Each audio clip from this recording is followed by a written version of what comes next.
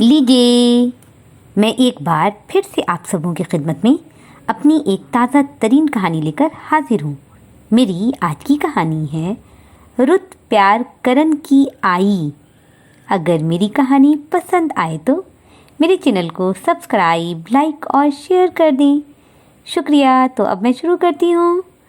हम दोनों दोपहर के 2 बजे तेज़ धूप में चेहरों पर दुपट्टा डाले 2 घंटों से इकरा कॉलोनी की खाक छान रहे थे और हमें ये खाक छनवा रहा था एक परपटी डीलर। मुर्गी के डरबानुमा मकान की तारीफ तो वो ऐसे कर रहा था जैसे वो हमें मकान नहीं, ताजमहल या लाल किला दिखा रहा हो। मगर मैं भी अपने नाम की एक ही थी। दरवाजे के चर से खुलने पर मैं मम्मा का हाथ इतनी सख्ती से पकड़ लेती कि वो नहीं नहीं कोई और दिखाओ कहकर टाल देती।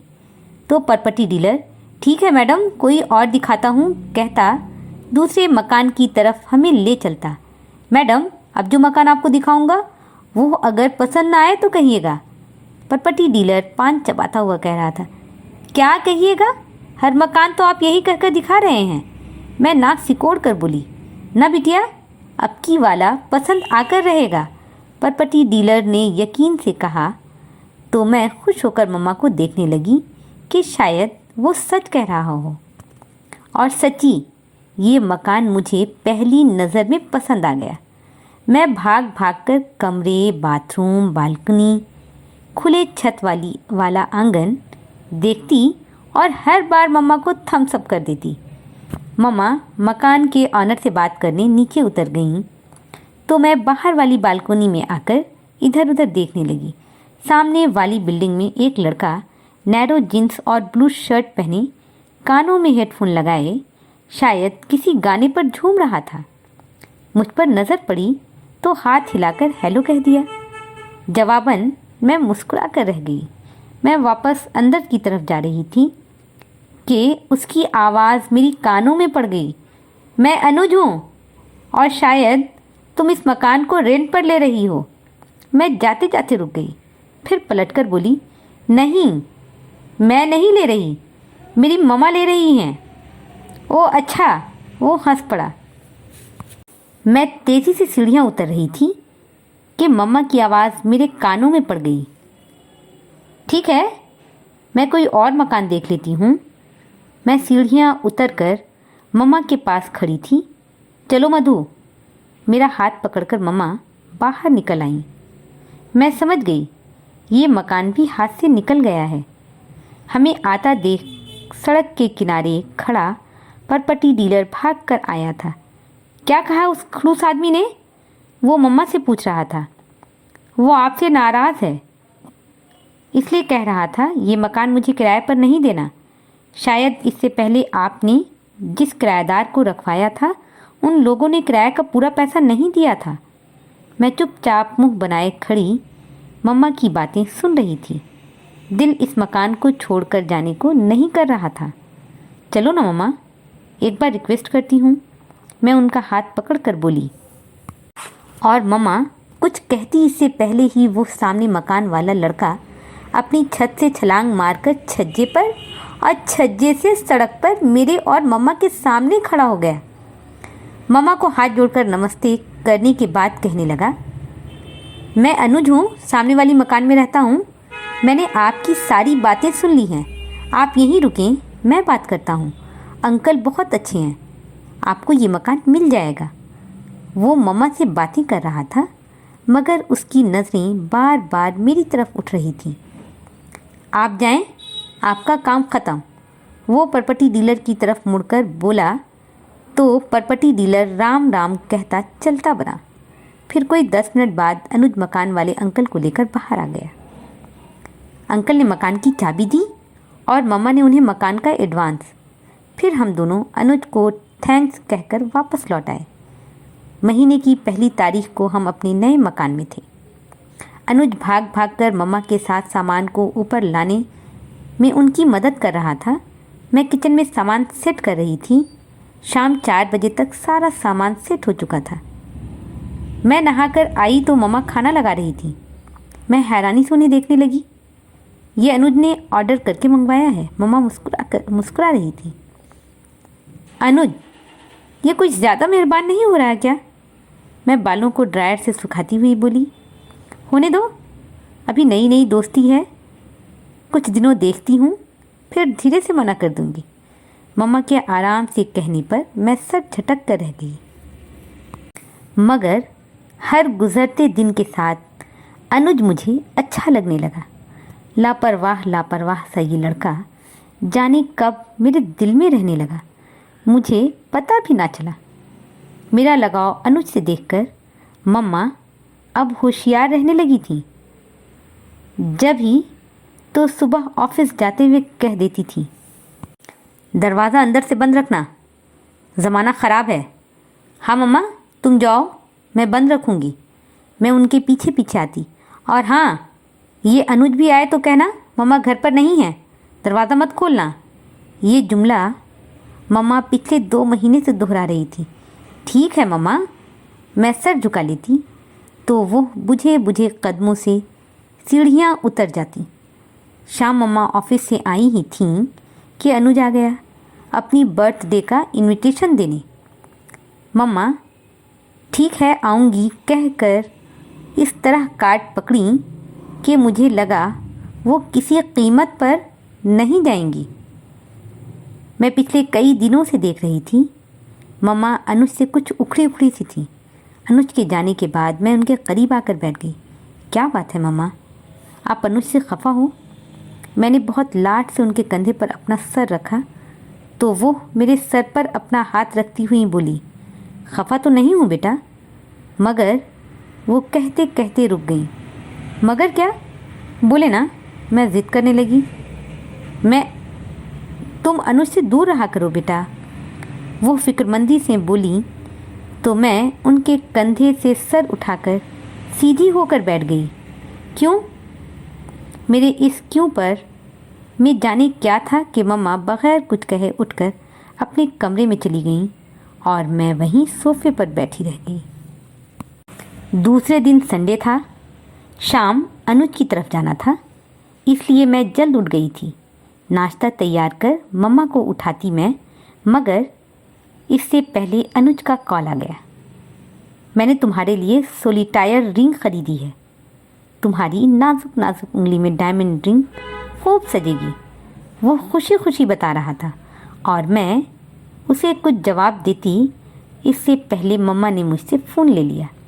हैप्पी बर्थडे, मम्मा ने खूब चबाकर कहा था। मैं मुजरिम बनी खड़ी दोनों की बातें सुन रही थी। Thank you aunty, thank you, वो अपनी धुन में कह रहा था। बेटे, इतना महंगा रिंग लेने की क्या ज़रूरत थी? मम्मा का लहजा नाराज़ नाराज़ सा था। दूसरी तरफ वो हेलो हेलो कहता रह गया और लाइन कट गई।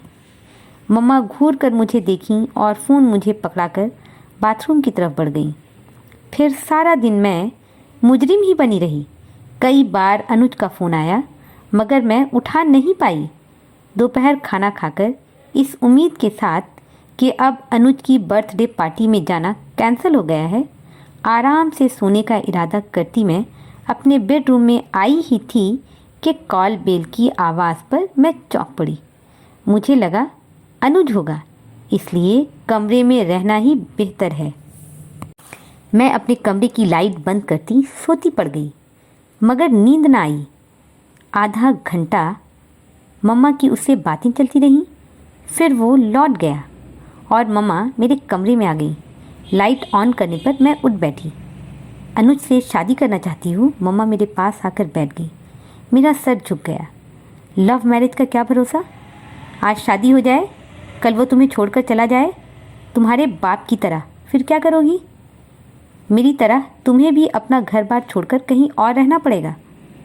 ये अनुज मुझे बहुत गैर जिम्मेदार लग रहा है। वैसे तुम समझदार हो। मम्मा चुप हो गई। मम्मा, मुझे उससे प्यार है, मैं उसे ज़िम्मेदार बना लूँगी। मैंने ज़रा प्यार से उन्हें देखा। ये सब कहने की बातें हैं, मेरी गलती मत दोहराओ। मुझे भी बड़ा भरोसा था तुम्हारे पापा पर, सबने समझाया भी था मुझे, मगर मैं कहाँ मानी थी। इसी तरह महंगे महंगे गिफ्ट दिया करता था मुझे। मेरे बर्थडे पर गुलाब मोगरा नहीं गार्नेशन के सफ़ेद फूल लाता था वो। आज मेरी उंगली में जो इतने महंगे डायमंड के रिंग हैं, ये सब उसी ने दिया था। शादी के बाद पता चला वो अपनी माँ के गहने चुराकर बेच दिया करता था। अब मुझे ये सोचकर शर्मिंदगी होती है कि मुझे जाने कैसे उससे मोहब्बत हो गई थी। सबके मना करने के बावजूद मैंने छुपकर उससे शादी कर ली थी। फिर क्या हुआ? 2-3 साल तक तो उसके साथ खुश रही मैं, मगर उसके बाद जब तुम इस दुनिया में आई तो वो अपनी जिम्मेदारियों से भागने लगा। मेरी बातें उसे बुरी लगने लगीं और वो मुझसे जो मोहब्बत का दम भरता था, दुम दबाकर भाग गया। मम्मा की आवाज़ भर्रा गई। मम्मा, सब एक जैसे तो नहीं होते ना?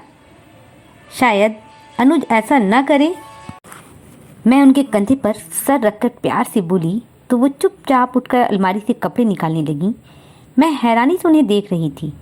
उन्होंने गुलाबी रंग का एक शलवार सूट मेरी तरफ उछाला और बोली, ज़रा ढंग से तैयार होना, अनुज की तरफ चलना है। मैं इतना सुनकर छलांग मारती पलंग से नीचे उतरी और मम्मा से लिपट कर उनके गालों को प्यार से चूम ली। मेरी प्यारी मम्मा, बस बस रहने दो। अनुज ने सुबह से कुछ नहीं खाया है, इसलिए चल रही हूँ, वो नरूठे से अंदाज में बोली और कमरे से निकल गईं। मैं मम्मा की नाराज़गी का कोई नोटिस न लेते हुए अनुज को फ़ोन लगाने लगी।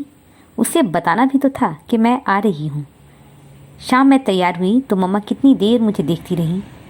फिर मेरी पेशानी चूम कर बोली, मधु, अगर वो तुम्हें सोलिटायर रिंग दे तो मना कर देना। पता नहीं उसने इतना महंगा रिंग कैसे ख़रीदा होगा। मम्मा, आप बेफिक्र रहें, मैं नहीं लूँगी।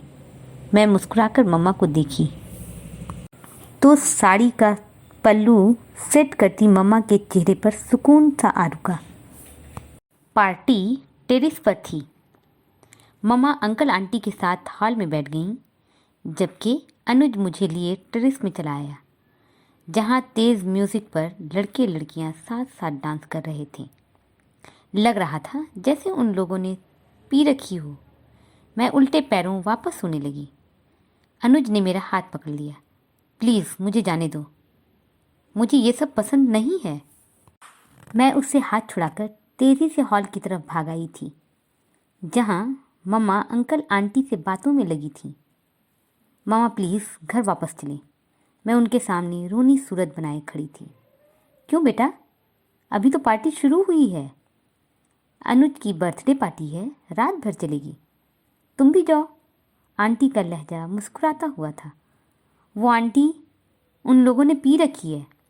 मैं बुरे बुरे मुंह बना रही थी। चले ना मम्मा।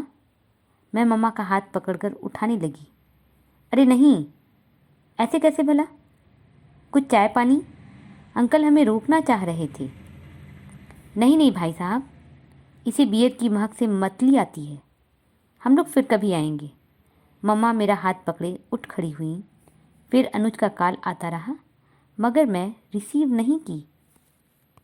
काफ़ी रात तक नींद नहीं आई मुझे। फिर कब आंख लगी पता नहीं चला। सुबह मम्मा के जगाने पर ही मैं उठ पाई।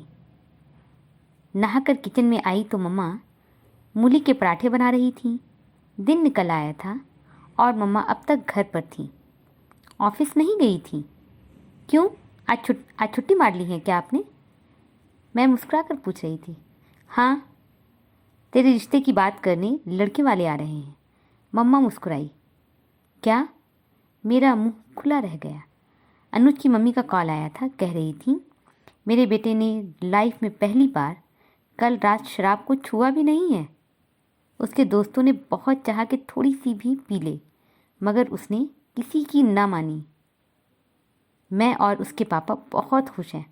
मुझे आपकी मधु अपने बेटे के लिए बहुत पसंद है। मधु भी अनुज को पसंद करती है। ये बात अनुज ने हमें बताया है। फिर आपने क्या कहा? मैं मम्मा का मुंह देखने लगी। कहना क्या है? मुझे भी यही लगा कि तुम उसे सुधार लोगी। सबकी किस्मत एक जैसी नहीं होती। अनुज खुद को बदलेगा क्योंकि वो तुमसे मोहब्बत करता है।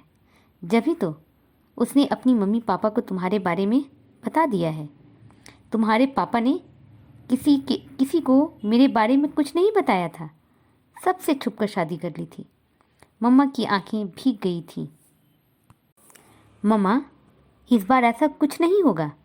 मैं जानती हूँ अनुज एक अच्छा लड़का है। मैं मम्मा का हाथ चूमकर बोली, तुम्हारी उंगली में डायमंड रिंग खूब सजेगी मेरी बच्ची, मम्मा ने मुझे प्यार से गले लगाते हुए कहा। तो मैं झींप कर मुस्कुरा दी।